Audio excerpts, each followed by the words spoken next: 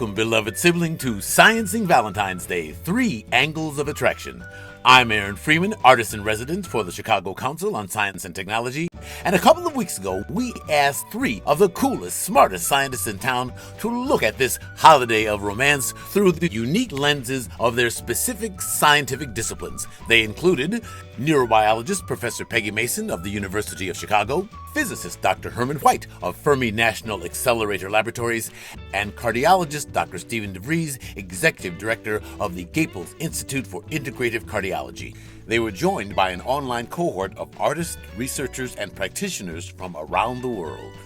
You can watch the entire discussion right here. But for these highlights, let's start out with Dr. White and the physics of attraction. When you think about large, massive objects that are in our universe, they are, in fact, attracted as a result of the gravitational force. But I feel in those things that are really, really small, these are called partons or quarks, and they're inside of the nucleus of the atom, and they're held together very, very strongly by something we call the strong force. And that's also dependent upon how close you are. But when you start pulling these atoms apart, which we do all the time with our large accelerator, you get a lot of energy that's released, and tells you basically that there's a lot of energy that is used to keep them close together. Stephen, you maybe have the most kind of stereotypical view of Valentine's Day because you know about the heart. It's a holiday of the heart. Yeah, well, tell us a little about how the heart responds to attraction. When people view an object of desire, or even more so, a person of desire, there's a real physiologic reaction. Hormones are released that stimulate the body and stimulate the heart. And specifically what these hormones do for the heart is to make the heart beat faster and stronger. And I think it's kind of an idea that love is a force that I think signals opportunity that's important, perhaps a little bit of danger, and the body responds to opportunity and danger by getting itself in a full alert state. So that's a quick heartbeat and a forceful one. Herman, do particles respond to the nearness of another particle, or are they just swept in by the forces that affect particles? Well, particles have particular characteristics. I mean, if you look at many of the particles that exist, they have this quantity which we call charge. And depending upon the polarity of that charge, a positive charge and a negative charge will attract each other. And a positive charge and a positive charge will repel each other. In physics, there is such a thing as magnetic attraction, though I think we say it in sociology as well. Steve, when the heart pumps, isn't that a function of attraction? Aren't the muscles, aren't the actin and the myosin being pulled closer together? The heart, even on the microscopic level, as you point out, is really a study of attraction and of interaction and of kind of joining together. Absolutely. There are thin and thick filaments in the muscle fibers of the heart, and these need to slide past each other in order for the heart to beat. And so there's really an attraction and an interaction that's really at the basis of every one of our heartbeats. In real life, that attraction is physics, isn't it, Herman? It's a change in the charge of the cell. Yeah. If you don't have any charge, like a neutron, for example, or even a neutrino particle, and these are sort of fanciful names for these particles, but if they don't have this charge, so to speak, they don't do anything.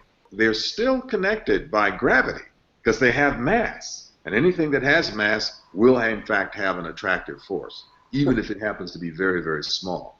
But it will be overwhelmed by electromagnetic force or overwhelmed by being confined inside of larger, more complex particle. It can get very complicated, just like love.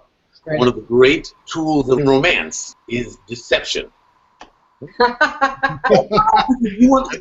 of the most interesting aspects of the way the physical world deceives us is solidity. Right. What am I talking about? Herman, what am I talking about that we're deceived to thinking the world is solid? It turns out that when I actually look at just the stuff that I can't in fact break up anymore, that there's a lot of space just as she said, there's a lot of space between absolutely everything. If I heat up some water, for example, it will get to a different type of configuration. So I can have ice, I can have water, I can have steam, all making up of exactly the same thing, and you just change the space between the molecules and the material. Trina's calling us from Norway, one of my favorite Coursera students who always gets higher grades than me on all the courses.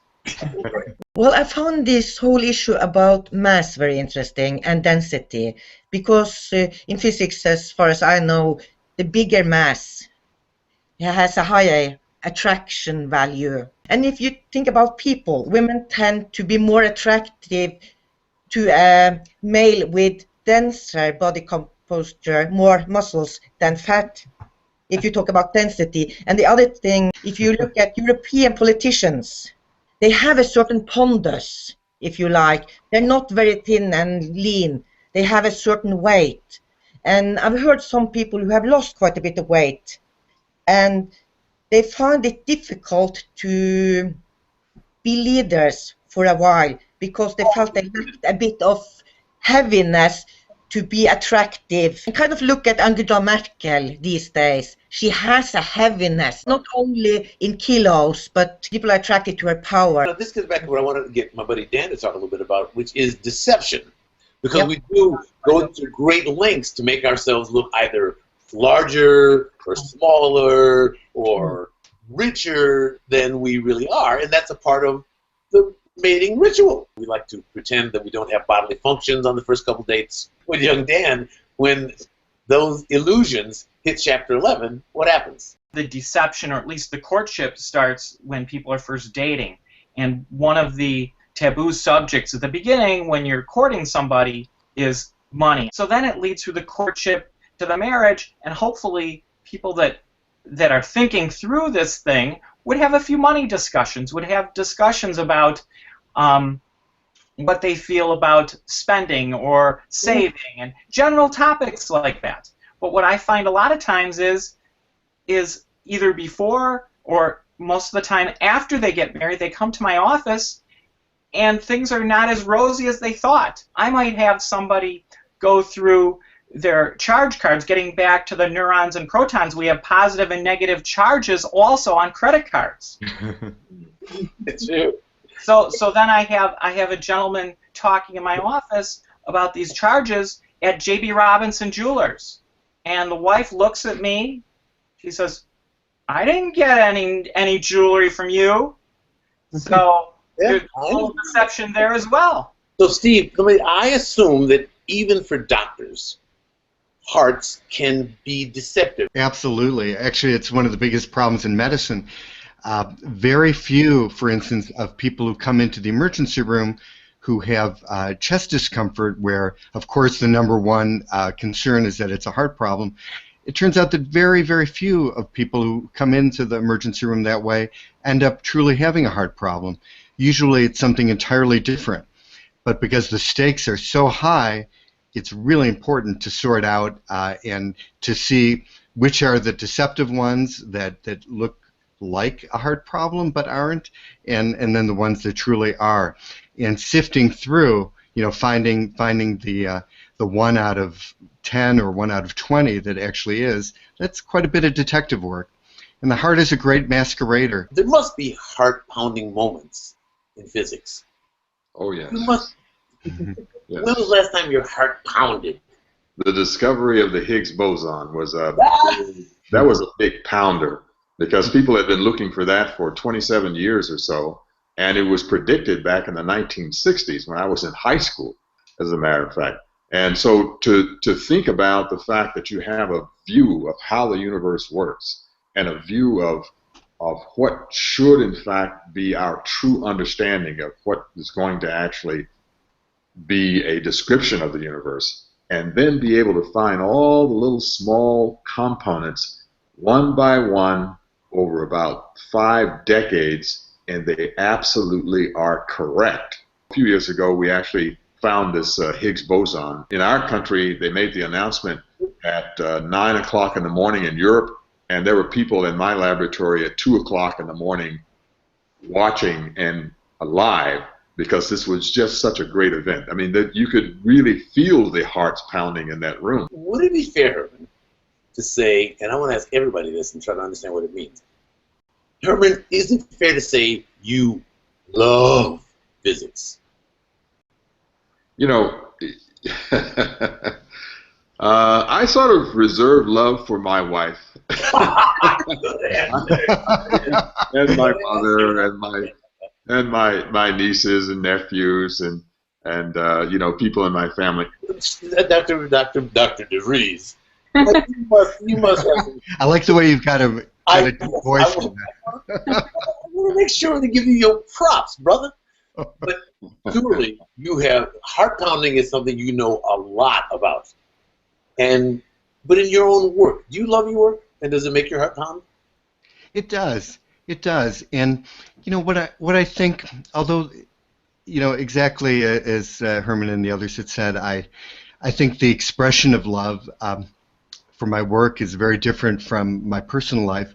But I think there's a lot of commonalities, and the one that I think, you know, to your question, is that the love of the work in terms of, you know, trying to understand how to keep the heart healthy and how to keep people feeling well and in the full sense alive.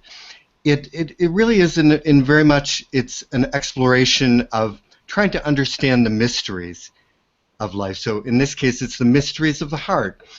In the case of loving someone, it's understanding them and peeling and understanding the many layers that are, you know, not apparent at first glance. And so I think there are some commonalities. And to me, love is wanting to devote yourself in a very focused way, in a way that is very intensive and feeling from within that you want to do that very strongly. And to that sense, I do love my work. I do think that I find it fascinating, the mysteries that we've been able to uncover about all of the beauty of the heart, the functions, and the ones that we still don't know about.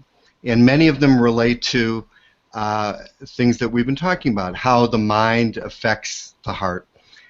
We know that there is something called a broken heart syndrome, for instance, where people who feel like their heart's been broken through love gone wrong or through personal things in other arenas gone wrong, they can actually develop a very serious type of life-threatening heart failure.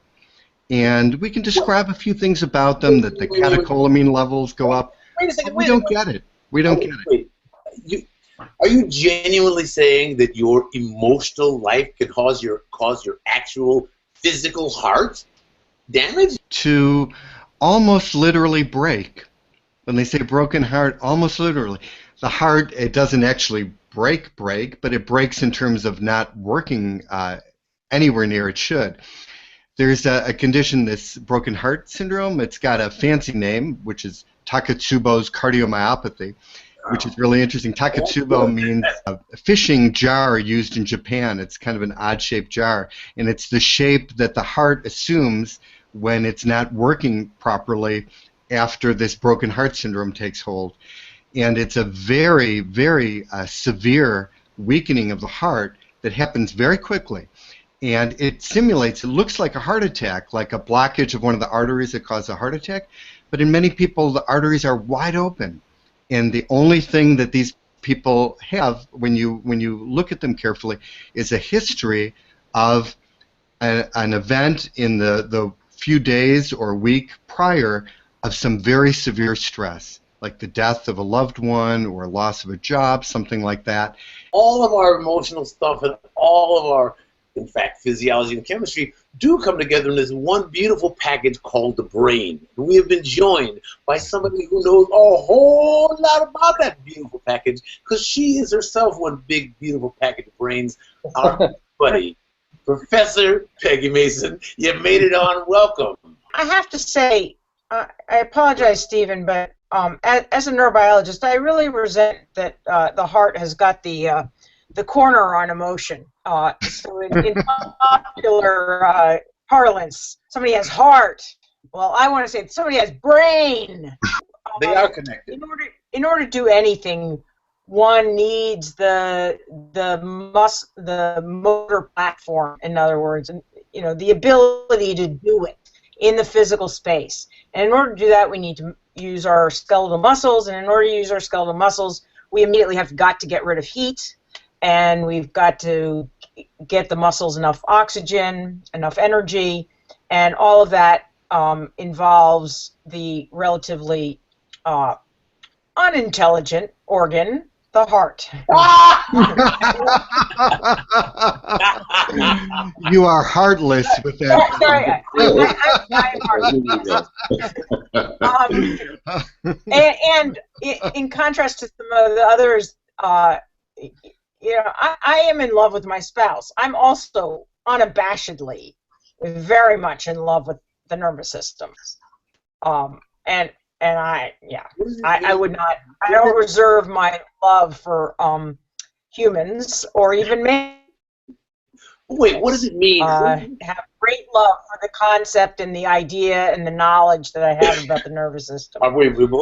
So anyway, can I just say you insulted my friend's passion here?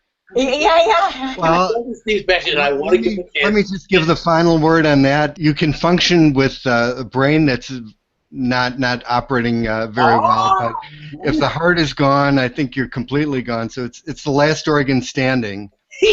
Brain in a vat. Brain in a vat. Wow.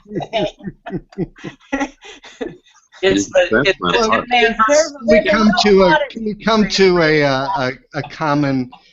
Why don't we say they're co-conspirators and great ally. Right. And actually, we don't have to have a winner. No, we don't have to have a winner. Even though if we did, no. Listening to Herman talk about the particles coming together and then working to get them apart. In the human body, the fact of the matter is that we are not one organism. We're roughly 500 or more. We have a number of various bacteria, virus, fungi, and other living organisms that live either in our intestine or in our skin and our mucosa. So we're an amalgamation, and in a similar way as the particles will fight you to be torn apart, that the same is true. An individual without the biome is not a healthy individual.